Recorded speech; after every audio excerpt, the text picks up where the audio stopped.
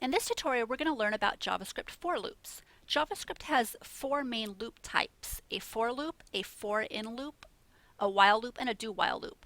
For this lesson, though, we're going to focus on for loops. Loops can save you a ton of time from writing redundant code, or if you want to increment through a large set of numbers, you're going to save a lot of time there.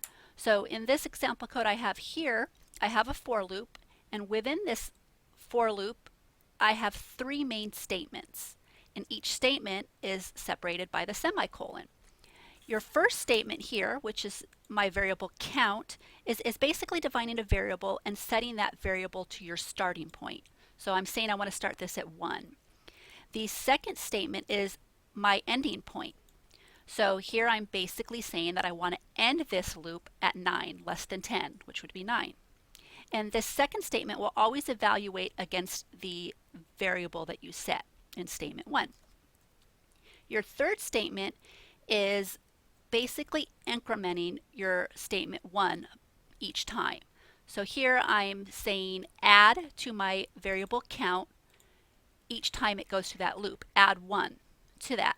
In JavaScript, you add to a variable with the plus plus. That may seem a little confusing because two plus signs almost make it seem like you should be adding to it twice, but in JavaScript, the plus plus is adding to a number one time.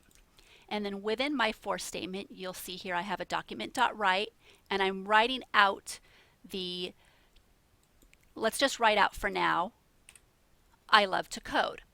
And so what this is going to do is it's going to write out I love to code to my screen 9 different times.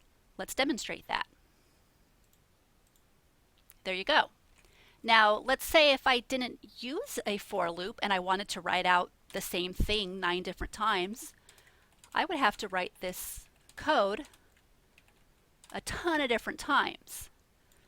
And that's just redundant code. That just takes so much longer. With a for loop, you can eliminate that with a simple for loop and one line of document.write.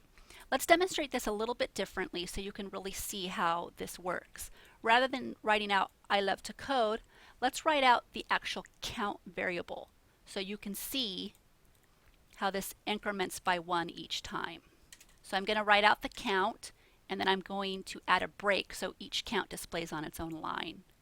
Let's demonstrate that. You see here how it started at 1. Each time it's adding 1 to it, and it runs all the way up until it reaches 9. You can run this, maybe you want to run it 15 times. Then you can set your count to less than 16. Maybe you want to start it at 0. You can start your count at 0. There you go. You can start it at 5 if you wanted to.